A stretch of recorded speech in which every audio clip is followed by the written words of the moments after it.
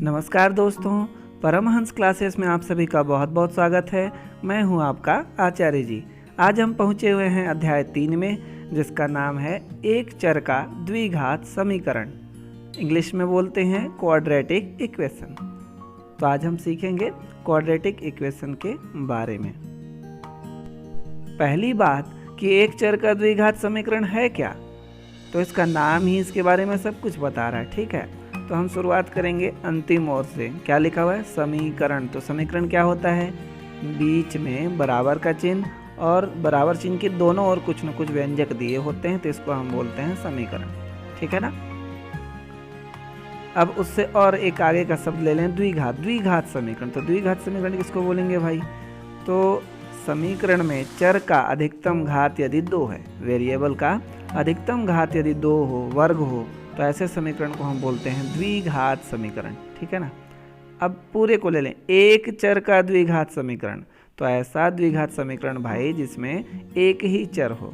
हाँ, वो कुछ भी हो सकता है, चाहे x हो, y हो, z हो, कुछ भी हो, एक समीकरण में एक ही चर। तो ऐसे समीकरण को हम बोलेंगे एक चर का द्विघात समीकरण।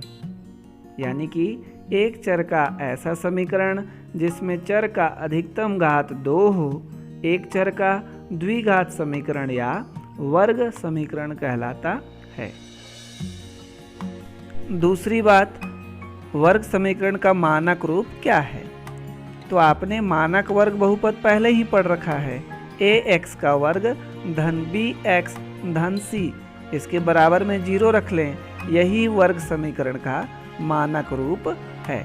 ठीक है, जहां x वेरिएबल यानी कि चर है और a b c कांस्टेंट यानी कि अचर हैं। इनके जगह कुछ अचर राशियां, कुछ वास्तविक संख्याएं दी हुई होंगी। ठीक है, लेकिन एक शर्त पे ही ये वर्ग समीकरण कहलाएगा, यदि a का मान यानी कि x वर्ग का गुणांक 0 नहीं होना चाहिए। 0 होगा तो क्या होगा? अगर a का मान 0 होगा तो x वर्ग वाला पद जो है गायब हो जाएगा। अब जब वर्ग वाला पद ही ना हो तो काहे का वर्ग समीकरण है कि नहीं? ठीक है, तो a का मान 0 नहीं होना चाहिए, तभी ये वर्ग समीकरण होगा।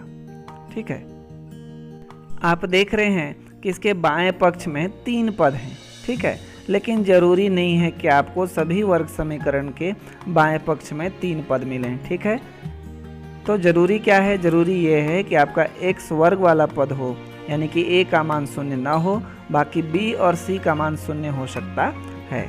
और दूसरी बात कि बराबर चिन्ह के दूसरी ओर यानी दाहिना पक्ष हमारा 0 ही होना चाहिए हमेशा। ठीक है, तभी हम उसको वर्ग समीकरण कहेंगे। आप कुछ उदाहरण देखें तो और अच्छे से समझ में आएगा। ठीक है, तो एक उदाहरण है 9x का वर्ग ऋण 100x ऋण 20 बराबर 0।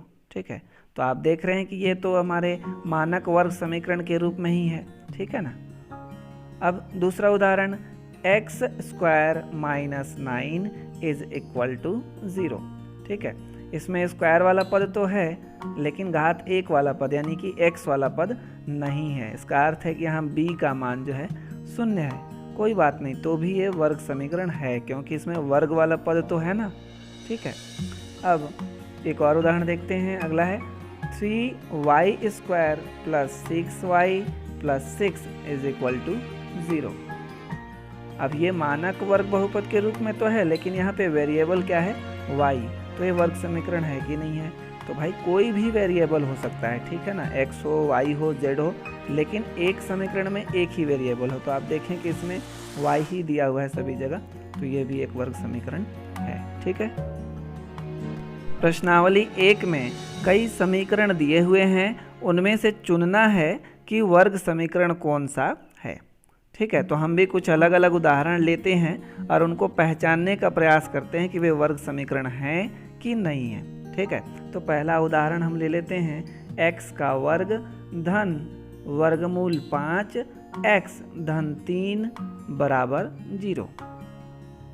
अब आप देखें, ये तो मानक वर्ग समीकरण के जैसा ही है।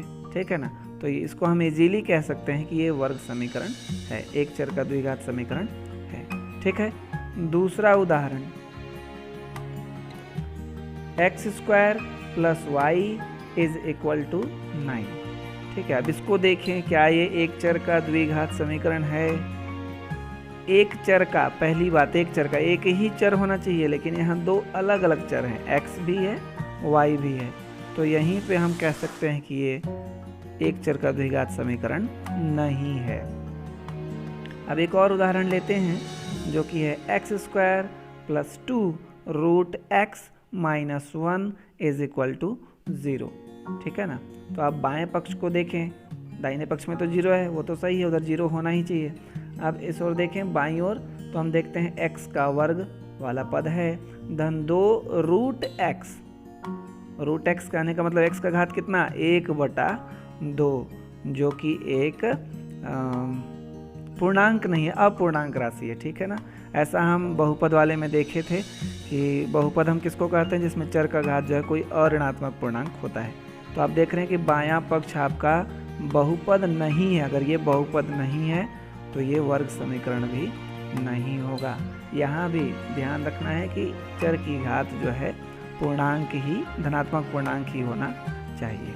ठीक है ना, एक उदाहरण हम और लेते हैं, x - 1 × x + 2 = 0। अब बताएं ये वर्ग समीकरण है या नहीं है? अब कई लोग तो देख करके यही कहेंगे कि ये वर्ग समीकरण नहीं है, क्योंकि इसमें x वर्ग वाला पद नहीं है कि नहीं? सही बात है ना। लेकिन हमको ऐसे ही देख के कहना नहीं है जब तक कि इनको हल करना संभव हो। जो पद दिए हों यदि उनको हम जोड़ सकें, घटा सकें, गुणा या भाग कर सकें, तो ऐसा करके हम उनको मानक वर्ग समीकरण के रूप में लाने का प्रयास करेंगे, और उसके बाद हम देखेंगे कि वे वर्ग समीकरण की शर्तें पूरी कर रहे हैं या नहीं। ठीक है ना, तो यहाँ के प्रश्न में क्या दिया हुआ है, x - 1 गुणा है x + 2 से, तो इन दोनों को गुणा कर लें। ठीक है, तो x का गुणा करेंगे x + 2 में तो आएगा x² + 2x, और -1 का गुणा करेंगे x + 2 में तो आएगा -x और -2। ठीक है, अब इनको हम क्रम से जमा के लिख दें, चर के घातों के घटते क्रम में। ठीक है, तो क्या होगा, x² + x - 2 = 0। अब आप देखें और बताएं कि ये वर्ग समीकरण है या नहीं है। तो आप देख रहे हैं x² वाला पद भी है, x वाला पद भी है, और x⁻0 यानी बिना x वाला पद भी है, और दूसरी ओर 0 भी है। तो ये एक वर्ग समीकरण, एक चर का द्विघात समीकरण है।